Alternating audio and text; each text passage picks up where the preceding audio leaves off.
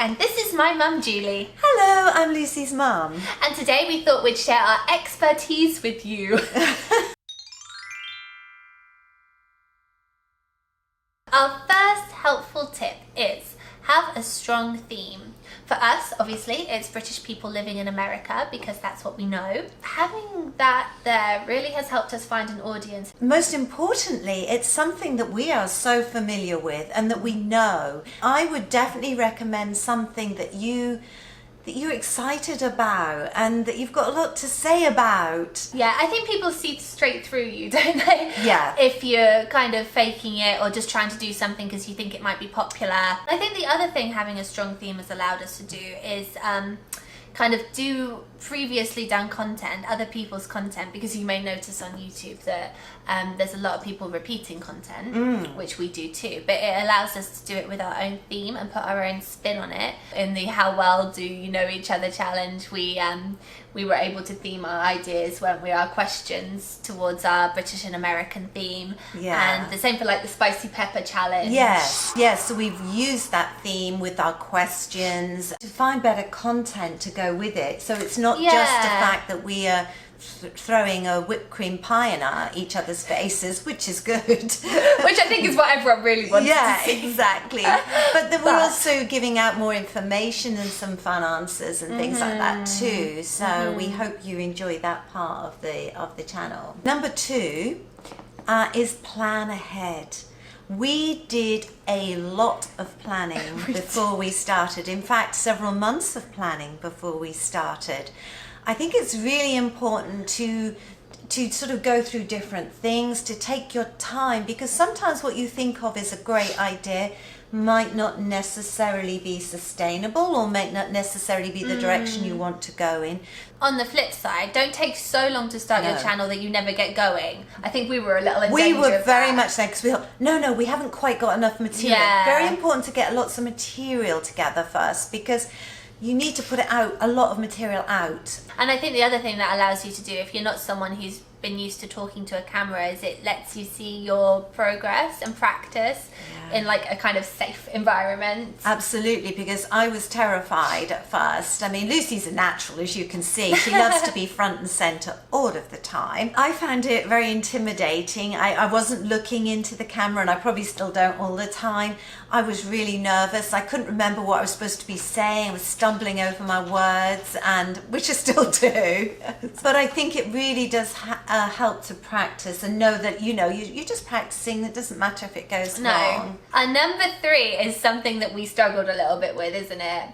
Find equipment that works for you. Yeah. So I know a lot of people do their YouTube channel on a phone or something like that, which is great, and like phones are so good nowadays. And we started doing it with a phone and with an iPad. We're going to have a proper video coming out soon about the cameras, so we won't go into too much detail. Basically, we went for a mirrorless DSLR camera, which we absolutely love. I would do lots of research because you get very conflicting opinions. Some are sponsored and you think, oh, is this true? Or for sure. And I will say the first camera we got isn't this one that we're using now, and it didn't have a little connection thing for the microphone, which we'd bought. So obviously that one had to go back because one of the reasons we wanted to progress from the iPad was for the sound. Our sound quality wasn't good. No. Don't go, oh my goodness, we can't afford that. Neither could we. We had to save our pennies, and for Christmas and birthdays we asked for some money so we could put it towards the equipment. So don't think, oh, it's all right for them, they're rich, they can afford it. Oh, no, because there's lots of things that you need before that, in life generally. So we just saved, didn't we? And got things as we went on. That's right. It's been a fun learning curve, hasn't it? Because we knew nothing about anything like that. And we feel, for us, quite techie. Yeah, we know nothing and now we know something. Yes.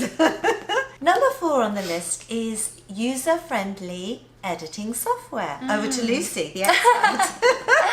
Yeah, so I use an editing software called Wondershare Filmora. If you want to see how it works, I did do a little how-to kind of tutorial for it. What I will say is, if you have little to no editing experience, then this is a really user-friendly way to do it. Again, that kind of ties back into the planning, because you want to give yourself time to really learn the editing software, so that when you are putting up content regularly on YouTube, you're not also learning how to do the editing at the same time. You already know how to do it, so you can do it quickly. Number 5 on the list is research YouTube.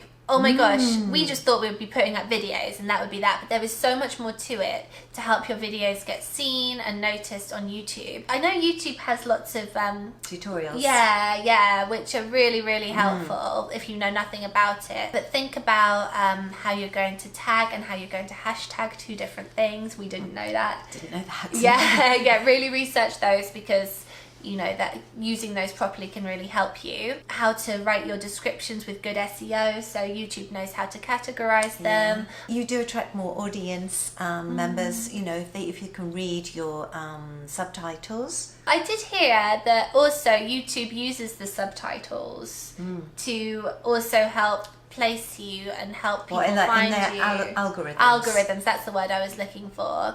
So it does help you get seen as well. So number 6 is release regular, good quality content. So important. It's a good idea to release your content on the same days a week. So for example, Sunday, Tuesday, Friday. People then get used to looking out for your videos coming out on that day.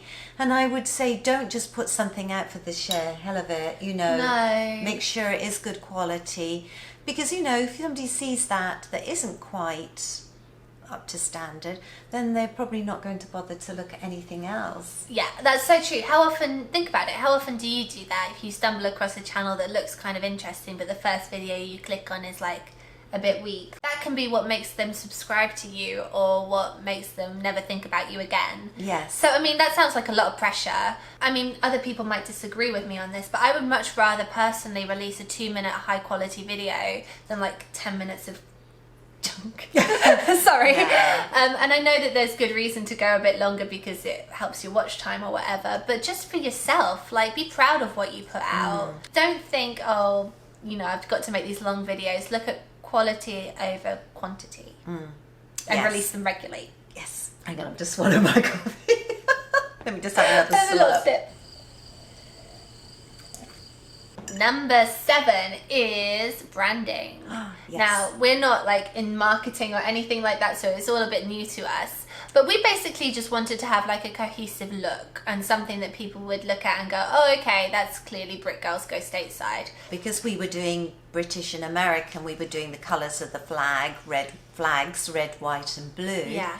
Our material didn't look kind of girly. It didn't look fun. It looked more political. It did, yes. And that, you know, because we're a comedy entertainment channel, that wasn't really our vibe. So we worked with colours, pink and white and blue, to match the flag's designs, but to have a more fun, girly. It just felt like us. Like, I think choose colours that feel like you. I'm a pink girl. Yes. Yes. And then once you've found that, use it everywhere. Use it in like your channel art and your like YouTube banner and your thumbnails and social media. We'll get more onto social media later. But just keep it consistent so it becomes like a recognizable thing. Number 8, if you're doing something scripted or planned, I would say do lots of takes. Sometimes you think you've got something right, but when you look back at it, it's not quite what you'd planned. And also when you put it together, it's sometimes useful to have done your performance in a couple of ways so you can kind of pick the mood and the tone you want it to go for. So just having one option can kind of limit you in the editing studio. Yeah, and it's also good sometimes to use a separate camera as well so that you get it from a different angle, a different perspective. Yeah, that's right. I would say record your practices, like if you're rehearsing in the space in your costume, just to kind of get into it. just record it. You can always delete it if it's terrible and never speak of it again. Sometimes it's more spontaneous and funny. Yeah. Or that you go completely wrong and it's funny. Exactly, yeah. Our outtakes are some of the things that people seem to like the best. And sometimes, like for our I Didn't Know That series, we do them as a separate kind of blooper reel. But like when we're just talking, we kind of leave them in. Hello, I'm Lucy, and this is my mum, Julie. Hello, I'm Lucy's mum. Sorry, I said your name weird. I'm going to I went, Julie. It's like Gollum. Gollum. I think it makes you kind of seem human. And you know, you don't have to do that if you're trying to project yourself as like an expert on your topic. But it's something to consider, because people do seem to connect with that kind of really human quality, and the fact that we're not trying to show ourselves as perfect. That would take an awfully long time. That would be a lot of effort, yeah. So this next one is kind of after you've released some videos, and it's a really important one. It is engaging with your audience. Oh my god, if people have taken the time to comment on your videos, please make sure you comment back, because it's just, I mean, it's just such a wonderful thing for people to be watching and talking to you about the stuff that you've made. It's so heartwarming. We've had some lovely comments, you know, from people we don't know. It's lovely, and yeah, we do really want to thank them for doing that and respond. Always ask for people to comment, give their suggestions. People have come up with so many fun suggestions for our challenges. Yeah, we've had to make a list, haven't we? Just to make sure we do them all. And we haven't forgotten you all. If we haven't done them all yet, some are in production. Yes. Some of them are more complicated than others, but we love that. We love the challenge. Yeah. Number 10 is connection and collaboration. Connecting with other groups on YouTube, on social media. We've had some wonderful support from other groups. Yes, that's right. I'll mention quickly the VIP kid. Amazing. Oh, you guys are incredible. Thank you so much for your support. Watch out for the sort of sub for sub groups. Try not to fall into that sub for sub thing, because you don't want to have 1,000 unengaged followers who never watch and who never comment or who never like. You know, that doesn't really help anybody. And I think I'm right in saying that YouTube would ban you or punish you or something like that if they found out you were doing it. Put out the good content and let your audience find you. YouTube is not like a get rich quick thing. No, I think that's what people think. It's a get rich quick thing. Often people who are successful are people who put the work in. Yes. You know, that really work at it. And that, I think, is the most important thing in our opinion. So finding a good positive group, and then once you've found those people, collaborate. I didn't know much about this going live thing, but we did an interview the other day with another YouTuber, Teacher Casey. She interviewed us and set us a challenge live on YouTube, and it was so much fun. It was. I thought I'd be really nervous, but she made us feel so welcome, and it was such an easy conversation, and then people were commenting as we were going live, and it was a lovely experience. Yeah, it really, really was. That's right. And it helped us expand our audience. It helped us connect with more people. So we're really grateful that she reached out to us with that opportunity. Our number 11 is promote on social media, because why not? I mean, it's free, and it's definitely helped us reach our friends really quickly with what we were doing, didn't it? Yes. And tell a lot of people about us really quickly. It's just another way to engage. It's another way to put yourself out there and your videos out there, especially at first, I'd say, because you know, you're not going to be at the top of the algorithm straight away. You're going to have to build up to it. So just anything you can do to get out there in a positive way is, I would say, go for it.